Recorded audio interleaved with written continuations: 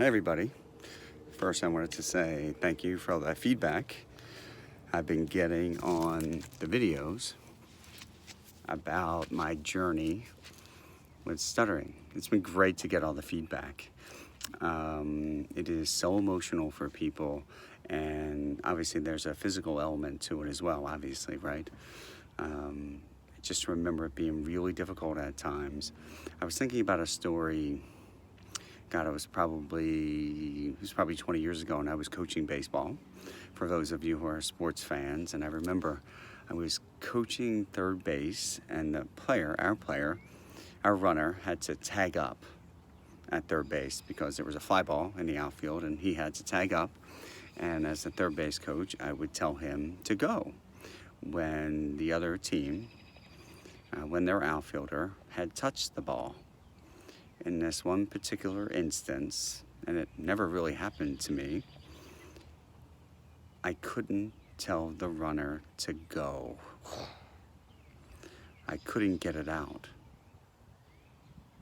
which is unbelievable. It's during a baseball game, right? I've been around sports, God, probably my entire life, and seemingly hid it from everybody, right, that I stuttered, and did okay, I could change words, but I couldn't get the word go out. And I felt horrible about it. The runner eventually went on his own, no problem. But when we talk about stuttering, there's always that emotional part to it, right? How did I feel after I had failed the team, right?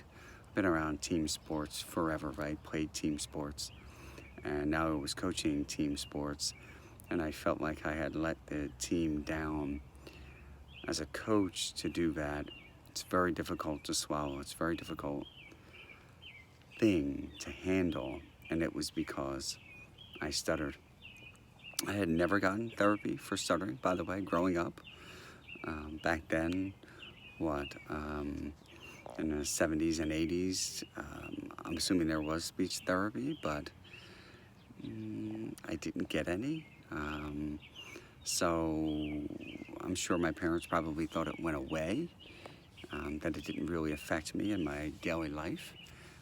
However, obviously it still did, even into my 20s, still affected me. I still thought about it, still felt the same way about it, that it was frustrating and emotional, and even that physical component of not being able to say what I want to say when I wanted to say it out, right?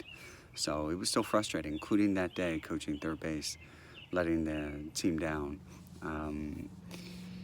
Even in high school, I remember same thing. I played team sports, was quarterbacking in football, and I was hoping it never happened where I couldn't get the play out or couldn't talk to teammates effectively during a game. So all these things, when you're a person who stutters, all these things affect you and affected me at that time. So I completely understand how it is for people, that emotional part as well as that physical component.